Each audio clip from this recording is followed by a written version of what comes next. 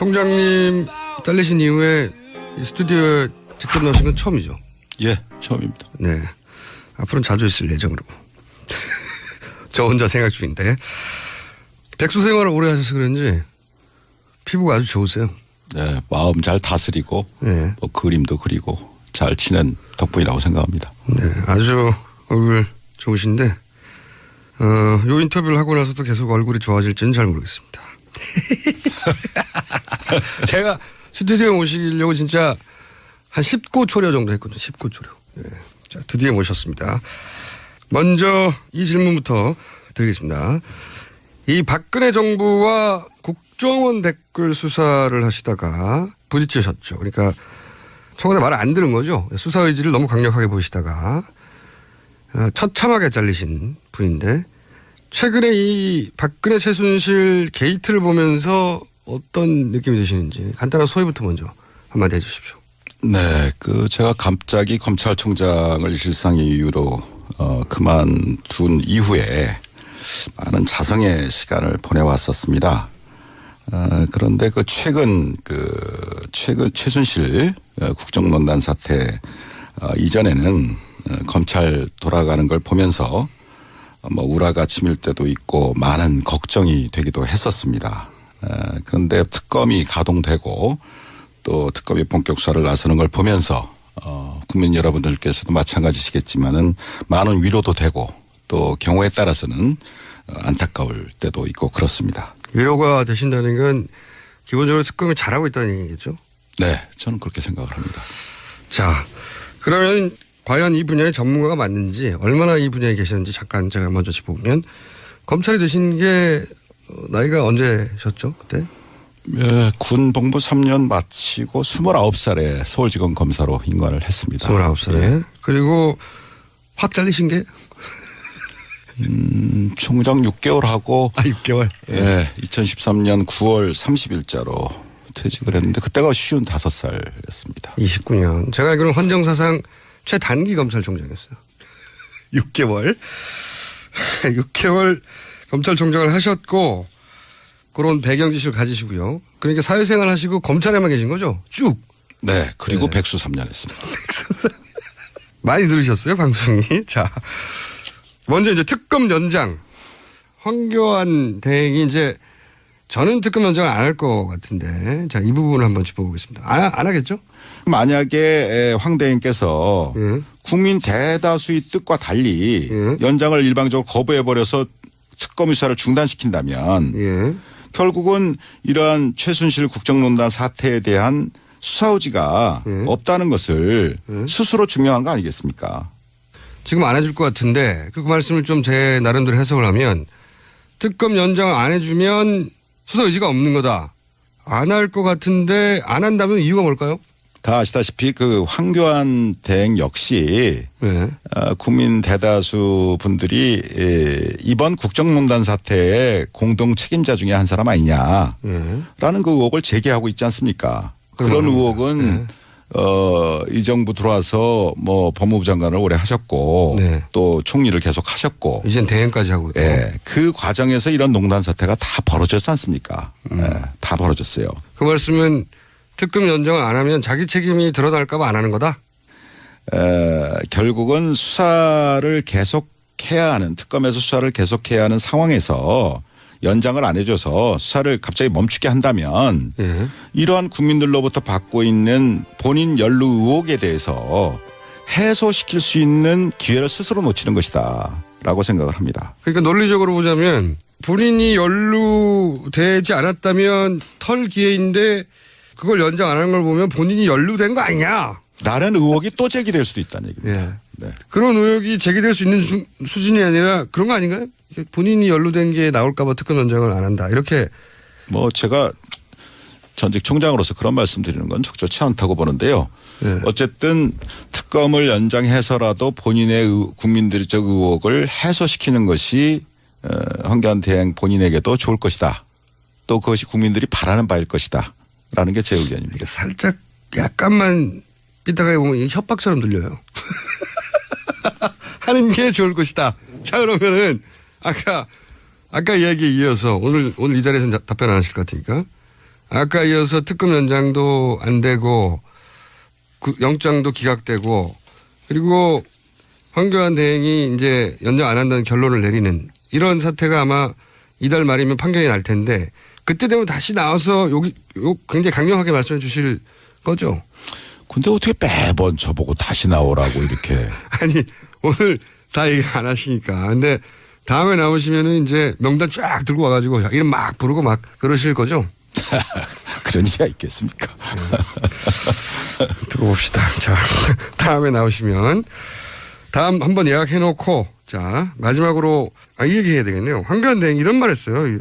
윤석열 검사 자천에 대해서 이제 언론에서도 그렇고 저도 그렇게 알고 있었는데 그리고 사실 총장님이 날아가신 것도 이 댓글 수사를 청와대 의지하고는 다르게 너무 강력하게 밀어붙이다가 날아간 걸로 알고 있는데 황교안 대행이 최근에 한마디 했어요.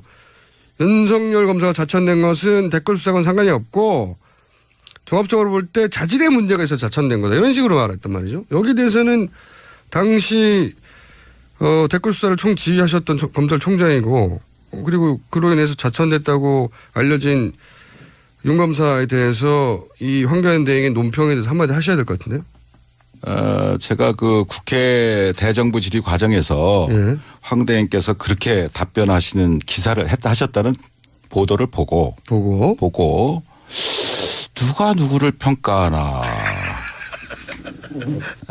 이 윤석열 검사는 제가 뭐 오래 전부터 뭐 같이 근무도 하고 데려두고도 일하고 뭐 지휘도 하고 또 마지막으로 제가 이제 국정원 댓글 사건 수사팀장으로 임명도 하고 그래서 수사하다가 저는 이제 일신상에서 먼저 나가고 그랬습니다만은 본인 그런 오랜 오래 겪어본 그 선배 입장에서 생각을 한다면 뭐 제 나름대로 평가를 하고 싶은 생각도 듭니다. 뭐라고 평가하시겠습니까? 우선 황교안 대행은 자질이 문제가 있어 신뢰가 없어 자천했다는 거거든요. 한마디로 요약하면. 전 뭐 거기에 대해서는 아까 그 말로 답변을 대신하고요. 누가를 평가하냐? 제 생각으로는 이 윤석열 검사는 지금 뭐 특검팀에서 열심히 뭐 쥐야창창 수사를 하고 있는 것 같은데 아주 치밀하고 해박한 법률 전문가입니다. 법률 이론가예요. 기본적으로. 그다음에 어떤 법과 원칙에 어긋나는 것 거기에 대해서는 단호히 거부합니다. 오케이. 저한테도 많이 거부했어요. 그러면 어떤 이 검찰이라는 것이 상명하복 조직인데 거기서 상사의 말이 틀리다고 그래서 거기에 대해서 거부를 하고 대들고 자기 소신을 편다는 것은 정말 그건 대단한 용기가 필요한 겁니다. 바깥에서 보시는 것보다도 더. 그래서 거기에는 분명히 자기 희생적인 자기 헌신적인 용기가 없으면 불가능한 겁니다. 근데 이 윤석열 검사 같은 경우는 제가 겪은 바에 의하면 자기 헌신적인 용기를 갖고 있어요. 갖고 있는 친구다 이거요. 그다음에 또 아주 다이내믹합니다. 신중하면서도 다이내믹해서 말하자면 예리한 칼잡이다. 그래서 한마디로 제가 말씀드린다면 문무를 겸비한 훌륭한 검사다. 문무를 겸비한. 문무를 겸비한 훌륭한 검투사다. 뭐 그런 표현을 하고 싶습니다. 자, 무슨 말씀인지 잘 알았고요. 자, 마지막으로 어렵게 스튜디오 직접 나오셨는데 혹시 다음 출연까지는 아직 뭐 한 3주 정도 남았기 때문에 남기고 하실 말씀 뭐 국민들이 하고 싶은 말씀이나 검찰에게 하고 싶은 이야기 있으면 제가 뭐 간단한 심정을 말씀드리겠습니다. 대한민국 검찰은 2,000명이 넘는 검사를 포함해서 10,000명이 넘는 방대한 수사 인력을 가진 강력한 수사기관입니다. 다시 말해서 평소 수사 역량이 지금 현재 특검의 100배가 넘습니다. 수사 역량 면에서 100분의 1도 안 되는 20명의 특검 검사들이 불과 몇 달이란 짧은 단기간에 이전 검찰의 수사보다는 비교할 수 없을 정도의 성과를 내고 있지 않습니까? 그래서 그러한 그 상황을 바라다 보면서 참 현재의 이 검찰 후배들은 상당히 마음속이 부끄럽고 또 참담한 그런 심정이라고 믿습니다. 저 또한 그런 심정입니다. 그래서 이번 특검을 보면서 권력의 개가 되어서 권력의 입맛에 맞게 수사하는 것과 국민의 검찰로 법과 원칙대로 수사하는 것의 이 극명한 차이를 그리고 검찰이 이 지경이 되도록 만든 정치 검사들의 말로를 우리 정의로운 젊은 검사들이 꼭 마음에 새기고 잊지 말기를 바랍니다. 자기 손에 쥐어진 칼로 자신의 팔다리를 베어서라도 국민의 검찰로 다시 태어나기를 바랄 뿐입니다. 마음에 와닿는 마지막 말씀이었습니다. 오늘 여기까지 하고요. 그럼 3주에 다시 나오는 걸로 하고 생각해보고 여기까지 하겠습니다. 지금까지 어렵게 모신 최동욱 전 검찰총장이었습니다. 감사합니다. 감사합니다.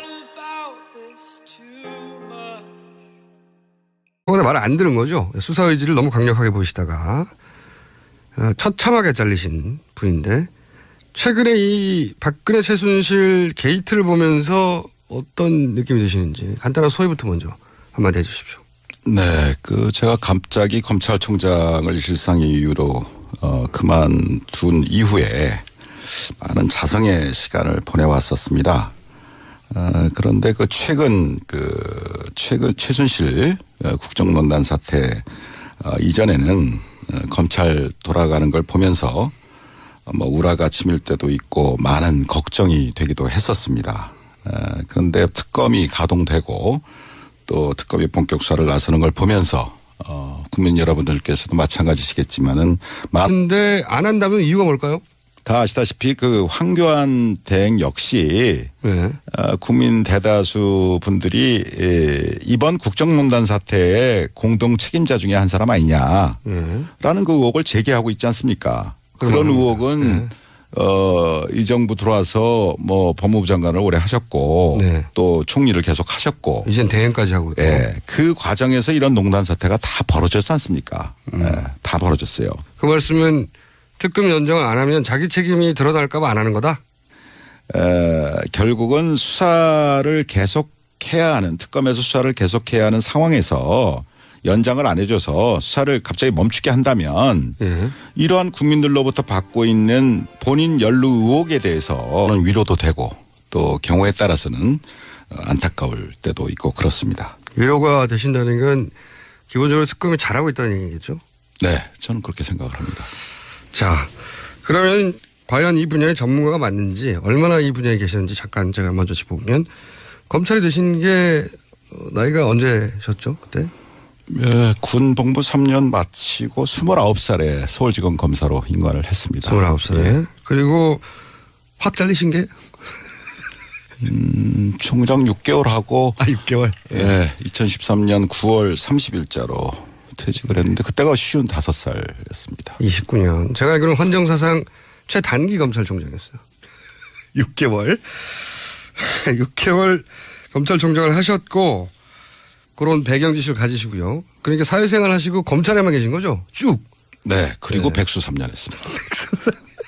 많이 들으셨어요, 방송이. 자, 먼저 이제 특검 연장. 황교안 대행이 이제 저는 특검 연장을 안 할 것 같은데 자, 이 부분을 한번 짚어보겠습니다. 안 하겠죠? 만약에 황 대행께서 국민 대다수의 뜻과 달리 연장을 일방적으로 거부해버려서 특검 수사를 중단시킨다면 결국은 이러한 최순실 국정농단 사태에 대한 수사 의지가 없다는 것을 스스로 증명한 거 아니겠습니까? 지금 안 해줄 것 같은데 그 말씀을 좀 제 나름대로 해석을 하면 특검 연장을 안 해주면 수사 의지가 없는 거다. 안 할 것 같은. 총장님 잘리신 이후에 이 스튜디오에 직접 나오신 건 처음이죠? 예, 처음입니다. 네. 앞으로는 자주 있을 예정으로. 저 혼자 생각 중인데. 백수 생활을 오래 하셔서 그런지 피부가 아주 좋으세요. 네, 마음 잘 다스리고 그림도 그리고 잘 치는 덕분이라고 생각합니다. 네, 아주 얼굴 좋으신데 요 인터뷰를 하고 나서도 계속 얼굴이 좋아질지는 잘 모르겠습니다. 제가 스튜디오에 오시려고 진짜 한 19초려 정도 했거든요. 19초려. 예. 자, 드디어 모셨습니다. 먼저 이 질문부터 드리겠습니다. 이 박근혜 정부와 국정원 댓글 수사를 하시다가 부딪히셨죠. 그러니까